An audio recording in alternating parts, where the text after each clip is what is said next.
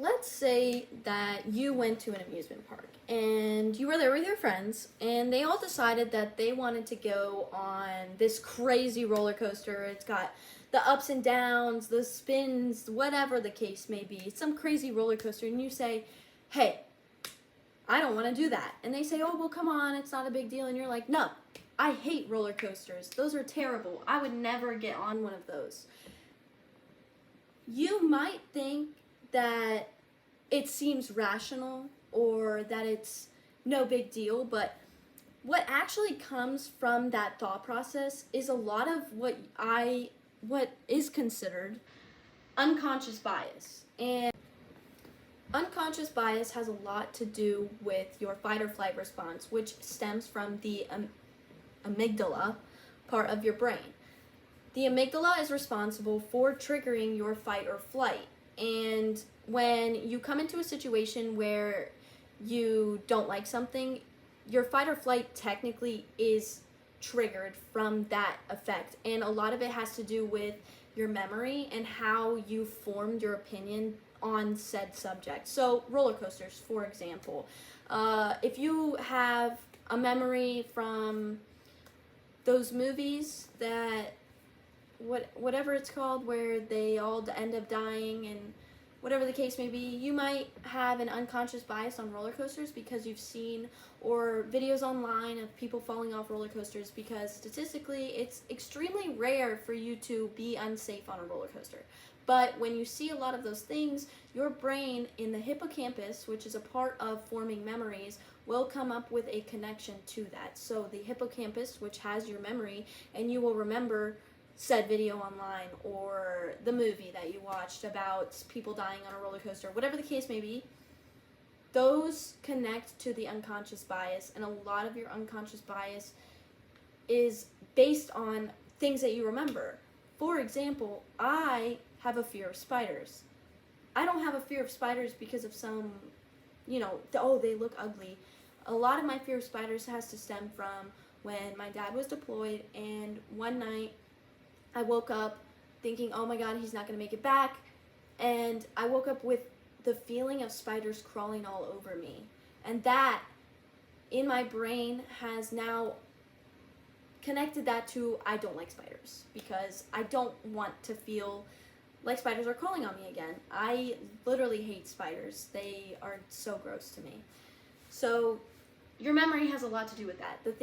The way that you grew up. And a lot of it has to do with early childhood as well. And, the things that you experience, everything is connected. A lot of what you learn in your younger years, it will transfer over into your unconscious bias. And a lot of it also does have to do with the fact that your frontal cortex does not form until you're 25. And your frontal cortex, for those of you that do not know, is a part of your brain that forms, does a lot of your decision making. And so when you are deciding whether you like this thing or not, your brain, which is not fully formed, it is actually the slowest part of your brain to form, will help aid the unconscious bias and help you think almost unreasonable. It will make it so that the thought that you have on this certain thing is unreasonable. But your brain makes it reasonable because you don't have that fully formed part of your brain yet. So for you to connect the two is hard. A lot of the things that you can do to help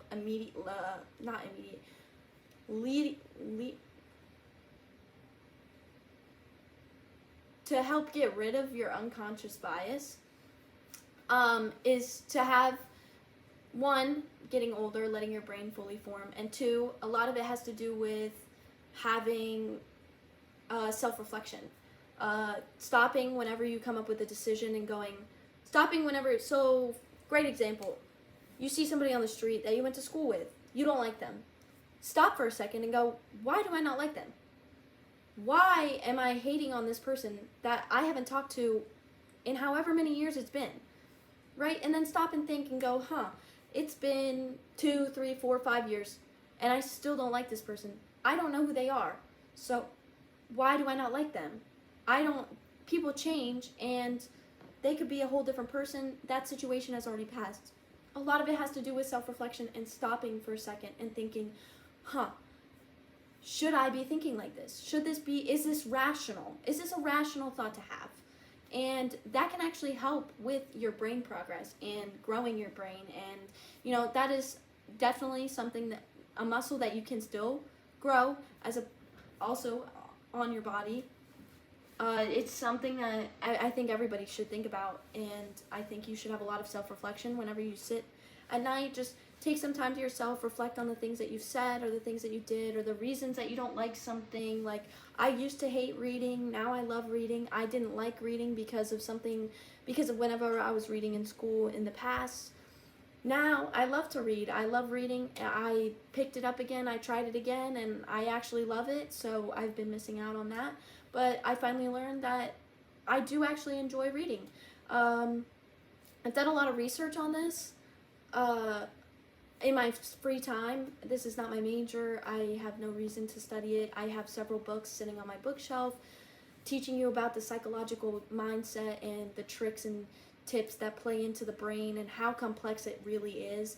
And it's definitely something that's always interested me. I have done countless hours of research just on my own with my computer. In conclusion, just take a second, stop, and think before you come up with an opinion on something. Maybe stop and be like, why do I hate this? I don't need to hate this. Tell yourself that. I don't need to hate this. I don't need to have this kind of opinion on something that either doesn't matter to me or is no longer relevant to me. A lot of that will help you out in the future as well.